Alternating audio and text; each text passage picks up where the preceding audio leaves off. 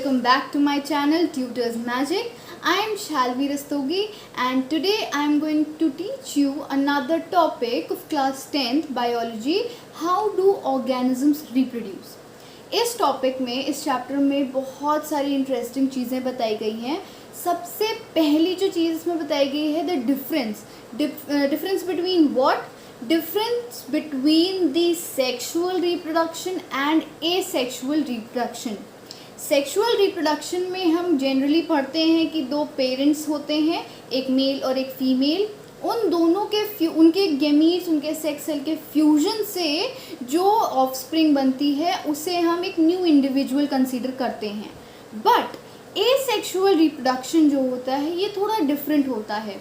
तो इस पूरी वीडियो में हम पढ़ेंगे कि एसेक्सुअल रिप्रोडक्शन क्या होता है और किस तरीके से इसमें डिफरेंट ऑर्गेनिजम्स जो होते हैं वो सर्वाइव करते हैं. तो सबसे पहले एसेक्सुअल रिप्रोडक्शन की हम जानेंगे कि डेफिनेशन क्या होती है, फिर उसके कितने टाइप्स होते हैं, क्या मोड होता है, क्यों ये एक्चुअल में एसेक्सुअल रिप्रोडक्शन जो होता है वो कंप्लीट होता है. तो सबसे पहले हम जान लेते हैं कि एसेक्सुअल रिप्रोडक्शन होता क्या है. रिप्रोडक्शन में होता है, it is the process of producing new organism from the existing organism of the same species is known as reproduction.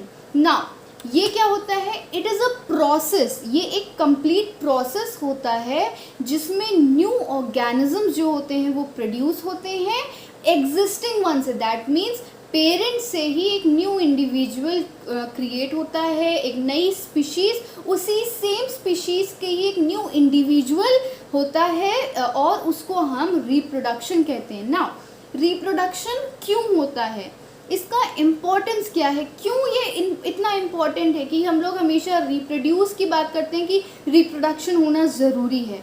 तो इसके कुछ पॉइंट्स हैं. सबसे पहला पॉइंट है continuation of life on the earth. That means अगर ये रिप्रोडक्शन ही नहीं होगा तो किस तरीके से हमारा जो सर्वाइवल है वो होगा, क्योंकि एक जनरेशन के बाद दूसरी जनरेशन आ ही नहीं पाएगी क्योंकि स्पीशीज़ आगे प्रोड्यूस होंगी ही नहीं. Then the second point is addition of new species. Same again first वाले से थोड़ा सा रिजेंबल है. दैट मीन्स कि अगर फर्स्ट जनरेशन जो है वो सेकेंड जनरेशन को नहीं प्रोड्यूस करेगी तो किस तरीके से हमारी ये जो जनरेशन है फर्स्ट, सेकेंड, थर्ड, फोर्थ, ये जनरेशन कैसे चलेगी.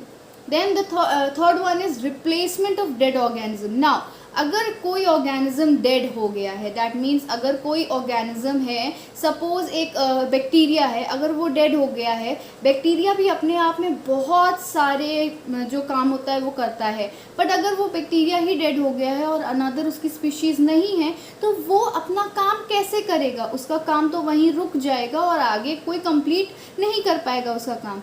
सो ये यहाँ पे क्या करता है, ये यहाँ पे अश्योर करता है कि उस डेड ऑर्गेनिज्म को, वो बैक्टीरिया जो है, सपोज मैंने अगर बैक्टीरिया का एग्जांपल लिया तो वो जो बैक्टीरिया है वो उस डेड ऑर्गेनिज्म को रिप्लेस कर दे.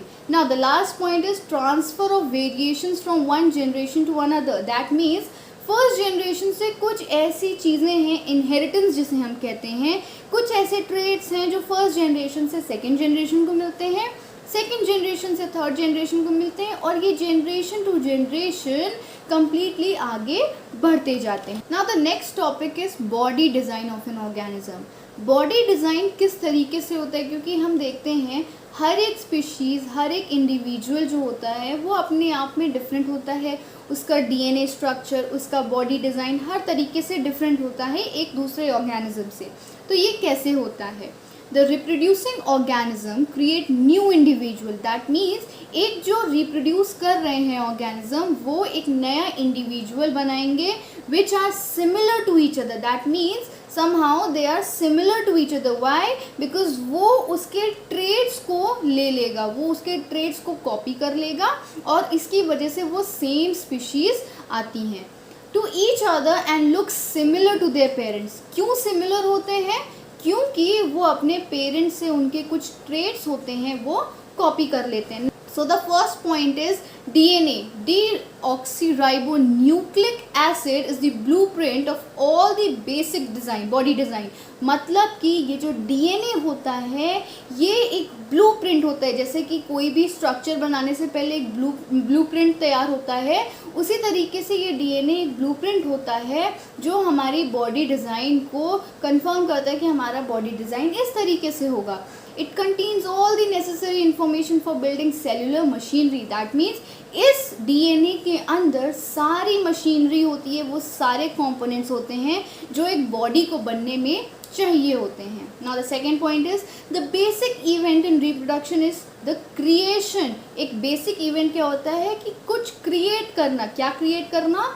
Creation of DNA copy. That means copy हो रहा है वो DNA. अगर वो DNA कॉपी नहीं होगा तो आगे जनरेशन ही नहीं बढ़ेगी.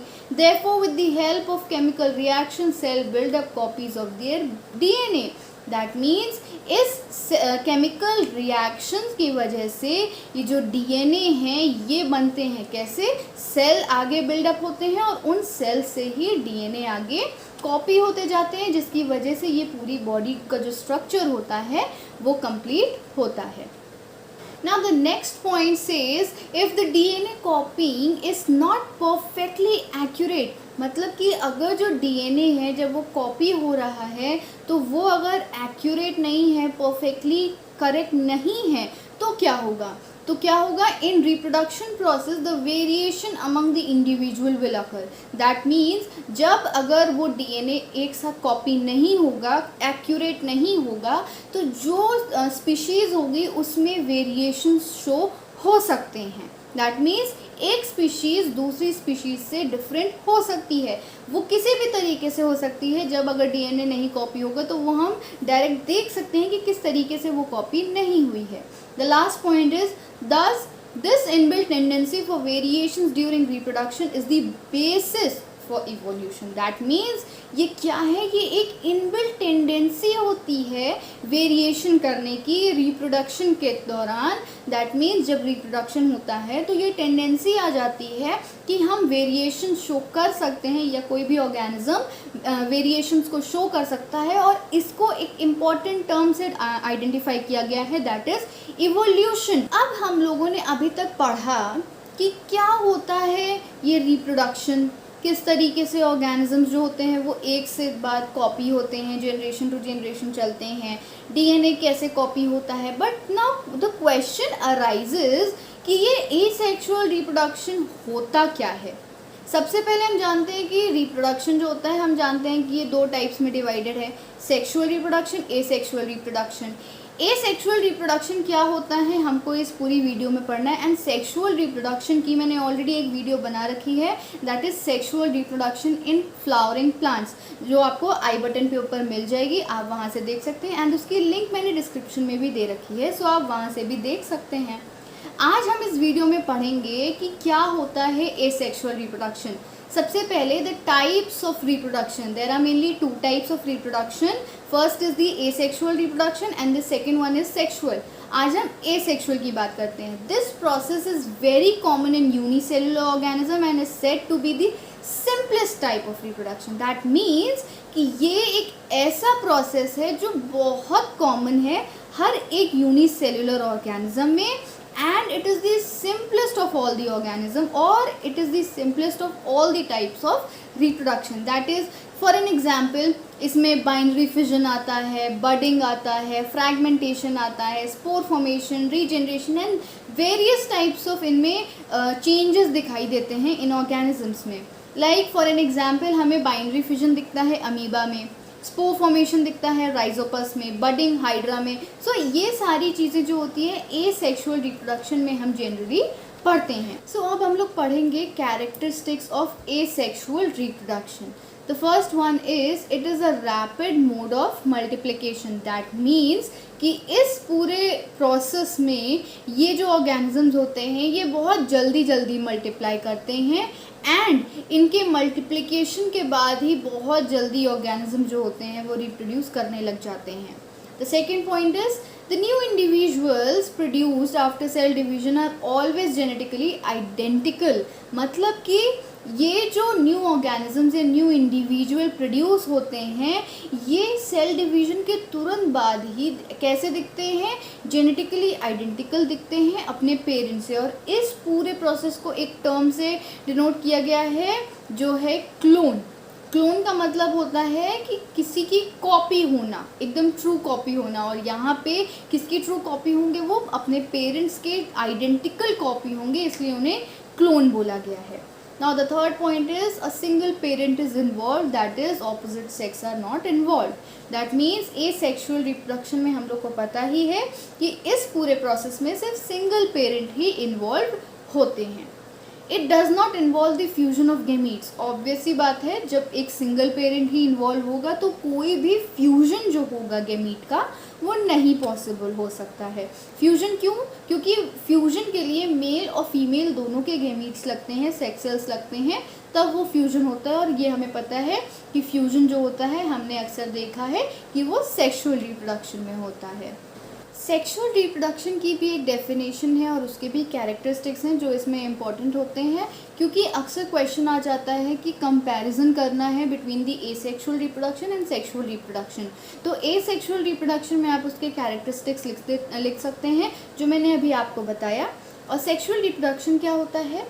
This method involves both the parents. That means इस मेथड में क्या होता है, दोनों पेरेंट्स इन्वॉल्व होते हैं, मतलब कि मेल भी इन्वॉल्व होते हैं और फीमेल्स भी इन्वॉल्व होते हैं। और उनके जो फ्यूजन होते हैं गेमीट्स के, उसे गेमीट्स को हम सेक्स सेल्स भी कह सकते हैं। वो गेमीट्स जो होते हैं जब फ्यूज़ करते हैं तो एक न्यू ऑर्गेनिज्म जो होता है या न्यू ऑफस्प्रिंग जो होता है वो प्रोड्यूस होता है। For an example human, cats, dogs, frogs, fishes and many more. बहुत सारे ऑर्गेनिजम्स होते हैं जो इस सेक्सुअल रिप्रोडक्शन से रिप्रोड्यूस होते हैं। Now the characteristics of the sexual reproduction are, first is it is not rapid mode of multiplication. मतलब कि इसमें जैसे एसेक्सुअल में होता है कि तुरंत मल्टीप्लाई होने लग जाते हैं, इसमें नहीं, इसमें ये प्रोसेस जो होता है वो टाइम लेता है। Second is cell division involves meiosis at some stages. मतलब कि इसमें मियोसिस और माइटोसिस जो होता है, दो प्रोसेस होते हैं जिसमें सेल डिवाइड करते हैं। इसमें जो सेल डिवीजन होता है वो इन्वॉल्व करता है meiosis. The new individuals produced after cell division exhibit variation. That means कोई भी न्यू ऑर्गेनिज्म जो इसमें प्रोड्यूस हुआ है वो वेरिएशन शो करेगा। जैसा मैंने अभी आपको पहले बताया था कि हर एक ऑर्गेनिज्म डीएनए की वजह से, डीएनए की कॉपी होने की वजह से वेरिएशन शो करता है। और उस वेरिएशन शो करने के लिए उसको उस एक टर्म दे दिया जाता है जिसे हम ऑफस्प्रिंग कहते हैं या न्यू इंडिविजुअल कह सकते हैं। Last point is it requires the involvement of two parents, a male and a female. जैसा मैंने आपको पहले भी बताया, इसमें दो पेरेंट्स की इन्वॉल्वमेंट बहुत ज़रूरी है, सबसे ज़्यादा ज़रूरी वही है। अगर नहीं होगी तो कोई भी सेक्सुअल रिप्रोडक्शन नहीं होगा। सो अब हम लोग देखते हैं कि एसेक्सुअल रिप्रोडक्शन के कितने टाइप्स होते हैं या कितने आगे मेथड्स होते हैं। So the single organisms reproduce by the method given below. First है फिजन। फिजन जो होता है वो बहुत सिंपल प्रोसेस होता है। फिजन में बेसिकली जो सेल्स होते हैं वो डिवाइड करते हैं। इसके दो टाइप्स होते हैं, फर्स्ट होता है बाइनरी फिजन, देन सेकंड होता है मल्टीपल फिजन। देन आता है फ्रैगमेंटेशन। इसमें भी ऑर्गेनिजम्स जो होते हैं वो डिवाइड करते हैं और फ्रैगमेंट्स में डिवाइड करते हैं। कैसे करते हैं कंप्लीट प्रोसेस में आपको आगे समझाऊंगी। Then the third one is regeneration. नाम से ही समझ में आ रहा है कि कोई चीज़ रीजनरेट होना, दैट मीन्स कोई ऑर्गेनिज्म जो है वो रीजनरेट करता है। फोर्थ वन इज बडिंग, कैसे एक ऑर्गेनिज्म से बड प्रोड्यूस होता है। The fifth one is vegetative propagation, जिसमें ऑलरेडी दो और पॉइंट्स हैं जिसे कहते हैं natural vegetative propagation and artificial vegetative propagation. And then the last point is spore formation. जो स्पोर्स होते हैं, किस तरीके से किसी भी ऑर्गेनिज्म से स्पोर फॉर्म होते हैं, वो कैसे होंगे, उसका क्या प्रोसीजर होगा, वो इस वीडियो में आपको समझ में आएगा आगे जब मैं आपको डिटेल में समझाऊंगी। सो फिजन क्या होता है अब हम पढ़ते हैं। इसकी डेफिनेशन क्या है? It is the division of an organism into two or more than two parts during the cell division, which develops into a whole new organism that is termed as daughter cells, and it is the most common and the simplest method of asexual reproduction. Now ये fission क्या होता है? ये एक ऐसा division होता है. Division मतलब कि ये डिवाइड जब करते हैं ऑर्गेनिज्म इनटू टू और मोर देन टू पार्ट्स, जब ये सेल डिवाइड कर लेंगे तो ये आगे एक नया ऑर्गेनिज्म बनाते रहेंगे जिन्हें हम कहते हैं डॉटर सेल. अब ये जो पूरा मेथड होता है, ये जो पूरा एसेक्सुअल रिप्रोडक्शन का ये फिजन पार्ट है, ये सबसे कॉमन और सबसे सिंपलेस्ट मेथड होता है. एंड इसमें यूनिसेलुलर ऑर्गेनिजम्स जो होते हैं वो मेजर रोल प्ले करते हैं, such as bacteria, protozoas and etcetera. Generally it is of two types. First binary fission, then second is multiple fission. सबसे पहले हम पढ़ते हैं बाइनरी फिजन के बारे में. बाइनरी फिजन क्या होता है? In this method, parent organism divides into two identical daughter organisms. अब हमें पता है कि बाइनरी फिजन में क्या होता है. बाइनरी फिजन एक ऐसा मेथड है जिसमें पेरेंट ऑर्गेनिज्म जो होते हैं वो दो पार्ट्स में, दो आइडेंटिकल पार्ट्स में स्प्लिट अप हो जाते हैं with definite orientation. That means जो दो पार्ट्स स्प्लिट अप होते हैं वो इतने सिमिलर होते हैं, उसमें कोई भी हम देख नहीं सकते हैं कि डिफरेंस क्या होता है, बट वो बहुत ज़्यादा सिमिलर, आइडेंटिकल होते हैं. At first the nucleus divides. That means जब पेरेंट बॉडी को डिवाइड होना पड़ता है, या कह सकते हैं जब वो डिवाइड होती है into two identical daughter organisms, तो सबसे पहले उस बॉडी का न्यूक्लियस डिवाइड होना शुरू हो जाता है. और जब न्यूक्लियस डिवाइड होने लग जाता है, वो कम्प्लीटली डिवाइड नहीं हो पाता है, बट उसी के साथ साथ साइटोप्लाज्म भी फिर से डिवाइड होने लग जाता है. Binary fission can be seen in organism such as amoeba, paramecium, euglena. ये सारे बैक्टीरिया, ये सारे ऑर्गेनिजम्स में ये जो बाइनरी फिजन है ये कम्प्लीटली देखा जा सकता है. Now what is multiple fission? In this method parent organism divides into many identical daughters. हमने बाइनरी फिजन में क्या पढ़ा था कि बाइनरी फिजन में भी पेरेंट ऑर्गेनिज्म डिवाइड होते हैं but into two identical daughters. But यहाँ पे मल्टीपल लग गया है. दैट मीन्स कि ये जो डॉटर ऑर्गेनिज्म होंगी वो बहुत सारी होंगी. दैट मीन्स पेरेंट ऑर्गेनिज्म जो होते हैं वो बहुत ज़्यादा बार स्प्लिट अप होते हैं, और इसकी वजह से क्या होता है, मेनी ऑर्गेनिजम्स ओरिजिनेट एंड उसके साथ साथ ये आइडेंटिकल होते हैं. These nucleus of the cell splits up repeatedly to form many smaller nuclei. That means ये एक complete boundary के अंदर रहते हैं, और उस boundary के अंदर वो जो nucleus होता है वो बार बार डिवाइड होता रहता है, इक्वली डिवाइड होता है एंड आइडेंटिकली डिवाइड होता है, जिसकी वजह से जो डॉटर सेल्स होती हैं वो बार बार दिखती हैं. दैट मीन्स कि ये जो न्यूक्लियस डिवाइड होता है बहुत सारे में डिवाइड होगा तो हम उसे न्यूक्लियाई कहेंगे, और वो न्यूक्लियाई डॉटर न्यूक्लियाई कहलाती हैं, जो कि सराउंडेड होती हैं with a little bit of cytoplasm, और एक थिन मेम्ब्रेन उनके अराउंड होती है. ओके, सो मल्टीपल फिजन जो है can be seen in organism such as plasmodium, chlamydomonas, algae. इन सारे ऑर्गेनिजम्स में हम ये मल्टीपल फिजन देखते हैं, जो कि ये ऑर्गेनिजम्स के अंदर न्यूक्लियस डिवाइड होने से होता है. Now the next type of asexual reproduction is fragmentation. Fragmentation क्या होता है? It is the form of asexual reproduction in which multicellular organisms like Spirogyra breaks up into two or more than two small fragments. उन small fragments में ये टूट जाते हैं, और ये जब फ्रैगमेंट्स मेच्योर हो जाते हैं तो ये अलग अलग करके ग्रो होते हैं and they make a complete, they form a complete whole new organism.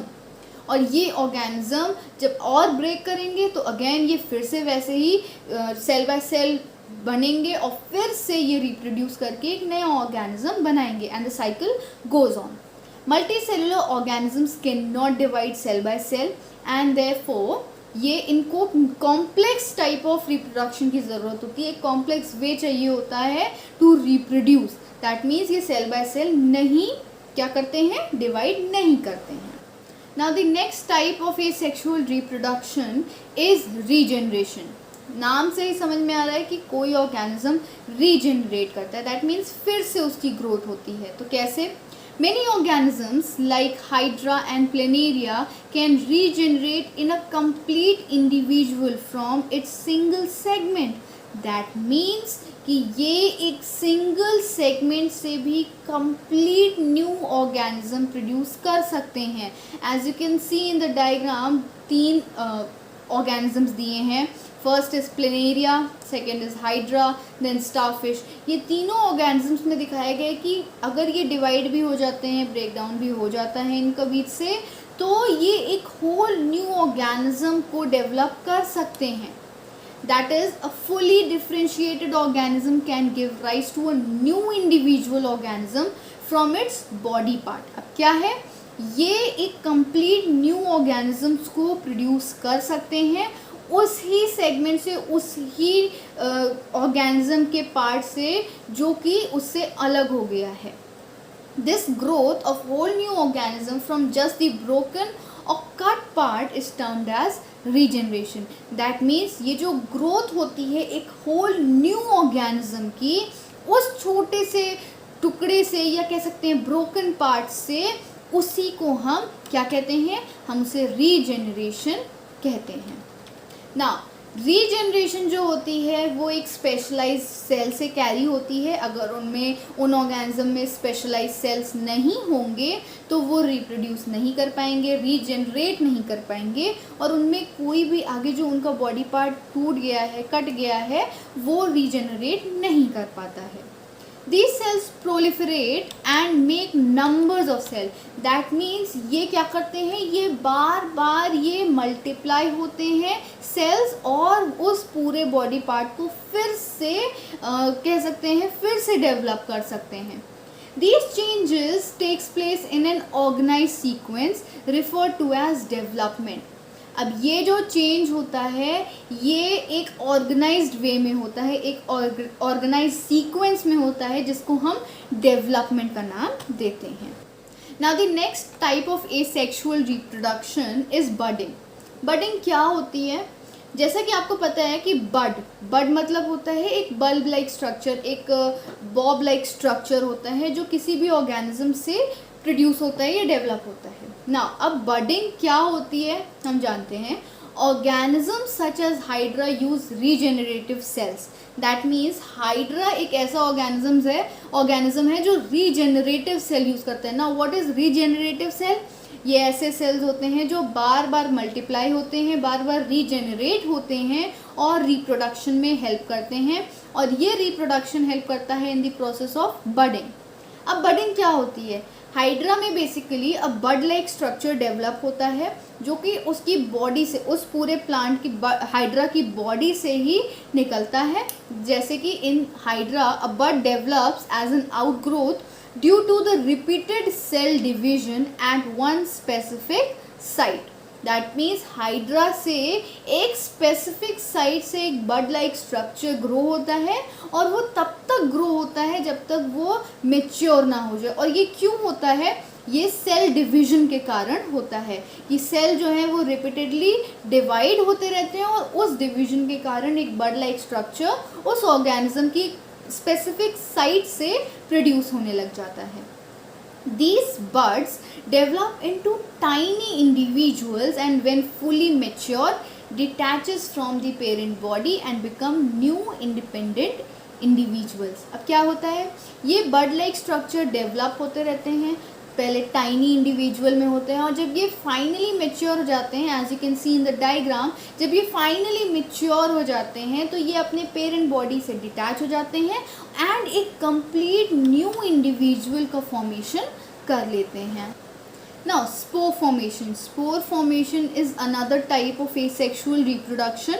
And इसमें क्या होता है?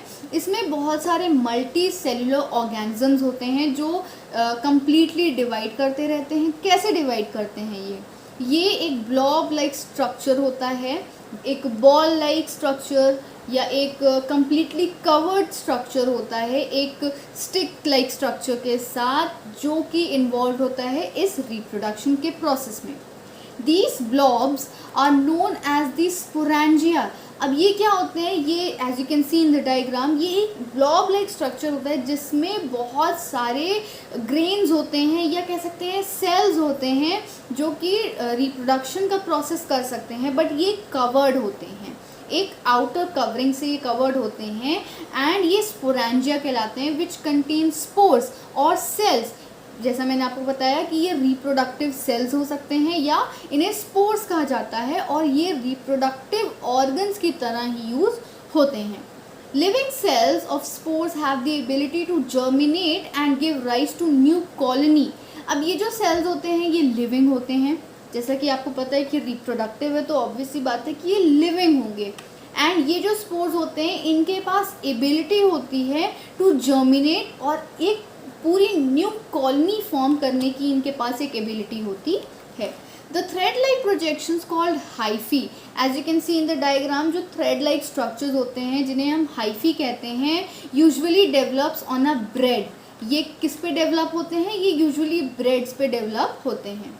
The spores are covered by a thick wall that protects them until they come into contact with some moist surface like soil and can begin to grow. अब ये spores क्या करते हैं, ये स्पोर्स कवर होते हैं एक थिक लेयर से, एक थिक वॉल से, और ये प्रोटेक्टेड होते हैं तब तक होते हैं जब तक ये किसी मॉइस्ट सरफेस से या सॉइल के कांटेक्ट में नहीं आते हैं या किसी सॉफ्ट मॉइस्ट सरफेस के कांटेक्ट में नहीं आते हैं, ये तब तक बिल्कुल कम्प्लीटली एक अनएक्टिव स्टेट में रहते हैं। बट अगर ये मॉइस्ट स्टेट में आ गए या मॉइस्ट सरफेस से इनका कांटेक्ट हो गया तो ये तुरंत एक्टिव स्टेट में आ जाते हैं और बहुत रैपिड तरीके से ये ग्रो होना शुरू हो जाते हैं। So this type of reproduction occurs in bacteria, algae, fungi, ferns and mosses. इन सारे ऑर्गेनिजम्स में इसी तरीके का स्पोर फॉर्मेशन देखा गया है। So that's it for today. I hope आपको ये वीडियो पसंद आई हो। अगर आई हो तो please hit that like button and subscribe to my channel and please press the bell icon जिससे मेरी लेटेस्ट वीडियोस की नोटिफिकेशन आप तक पहुंच जाए। एंड अगर आपको इस वीडियो में इस पूरे टॉपिक में कहीं पे भी कोई कन्फ्यूजन है तो प्लीज़ कमेंट करके ज़रूर बताइएगा, मैं आपकी वहाँ पे भी सॉल्व कर दूँगी problem. And please do follow me on Instagram and Facebook. The link is given down in the description box and the handle is given right here. Please follow. See you in the next video. Till then, take care. Bye bye.